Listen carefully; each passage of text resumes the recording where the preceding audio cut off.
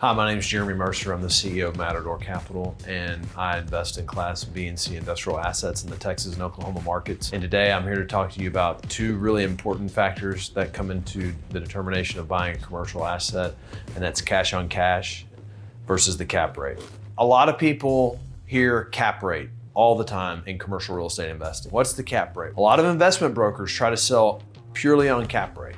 Well, cap rate is good. It's one indicator to look at, but something that I am more concerned about as a real estate investor is going to be my cash on cash. And because I will put debt on every property, because leverage is one of the most powerful things you can use in commercial real estate, cash on cash is very critical.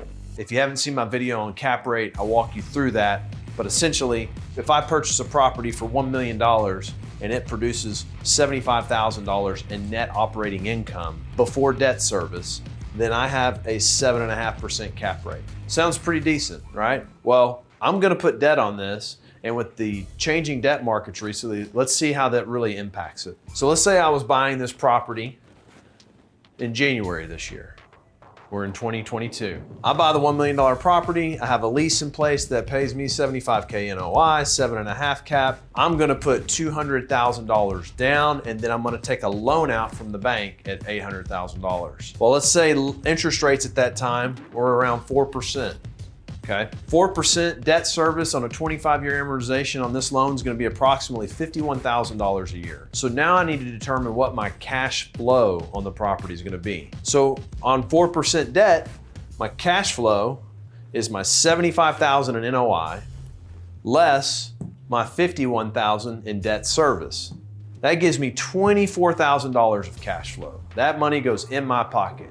The tenant paid the rent, they paid the expenses on top of that, and then they paid my mortgage down, and then I put $24,000 in my pocket. Sounds pretty awesome, okay? I would be all over this deal. Now, what has happened with interest rates has changed everything. So you investment brokers, you listen up right here, because this is where you guys don't know how to pitch deals correctly. My debt is at 7%. 7% on an $800,000 loan is $68K in annual debt service. 7%, my cash flow, $75,000 in net operating income, less my debt service of $68,000 is $7,000 in cash flow. That's a dramatic difference. 7,000 on 200K is 3.5% cash on cash. Now I gotta start thinking about buying a mutual fund where I don't have to do any work. When you're evaluating a commercial property, cap rate is one indicator, but it's not everything. I am more concerned about my cash on cash because I need to service my debt and I need to service, anything that could go wrong. Something goes wrong with this property, you don't have much wiggle room. You're gonna be in a capital call situation where you're gonna have to put some money in. They don't pay rent 1 month, you're smoked, right? So this is one thing you really have to determine what you're getting. So if I'm putting up 200K and I'm only gonna get 7K back, is that a year? Is that really worth it? Probably not. It's not a deal I'd do. I'd look for a better deal.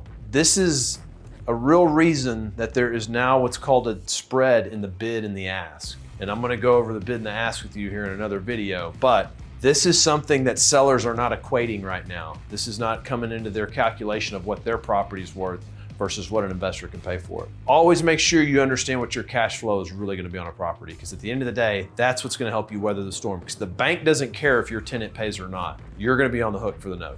Again, my name is Jeremy Mercer. I'm the CEO of Matador Capital. If you want to talk more about commercial real estate investments or learn how to get into investing into commercial real estate, like my channel, hit me up on Instagram, matador-capital.com. We'll talk to you soon.